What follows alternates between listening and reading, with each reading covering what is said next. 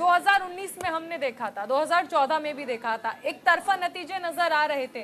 लेकिन इस बार जो ये टक्कर की स्थिति हम देख रहे हैं, हालांकि देखिए एनडीए तो पूरी आश्वस्त है कि सरकार बना रहे हैं, इंडिया गठबंधन भी आश्वस्त है, लेकिन एक तरफा वाला जो एक माहौल देखने को मिलता था, जिस तरह भी ओंकारेश्वर जी भी जिक्र कर रहे थे, मोदी की गारंटी, प्रधानमंत्री जिस तरह कहते हैं,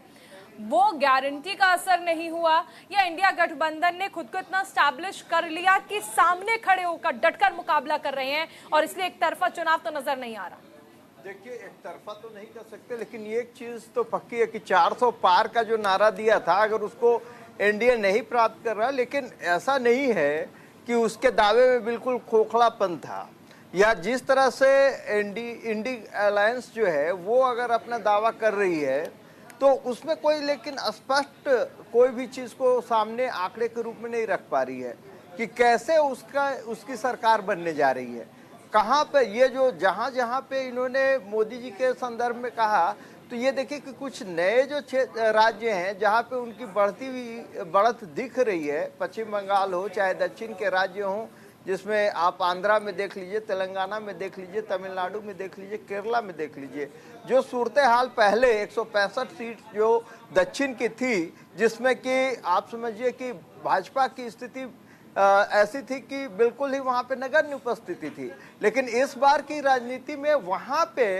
इतना ज्यादा ह्यू एंड क्राई उसको लेकर के नहीं है, लेकिन कंटेस्टेशन बहुत ज्यादा है। तो ये देखिए कि उन नए राज्यों में जो उनका विकल्प होगा, हालांकि हम देख रहे हैं कि उत्तर प्रदेश और बिहार में जिस तरह से घमासान हुआ पड़ा है,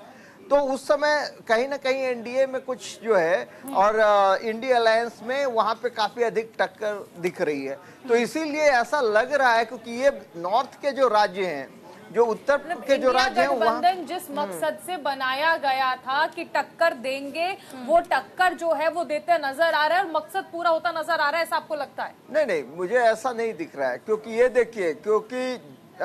जहाँ पे आंकड़ों की बात है और जहाँ पे उनके ज्यादा कन्वर्जन रेट की बात है, वो चीज में वो कहीं पे दिख नहीं रहे उस तरीके से जिस तरह से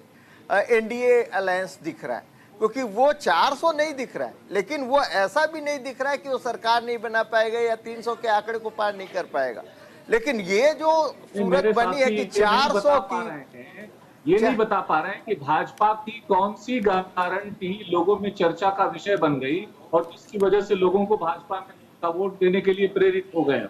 आप देखिए, ऐसी 4-5 गारंटियां बता दीजिए कि ये गारंटी है जिससे लोगों में बड़ा रुझान आ गया है, लोग बड़े प्रभावित हो गए हैं उसको। मैं तो एक अच्छा ओंकारेश्वर जी,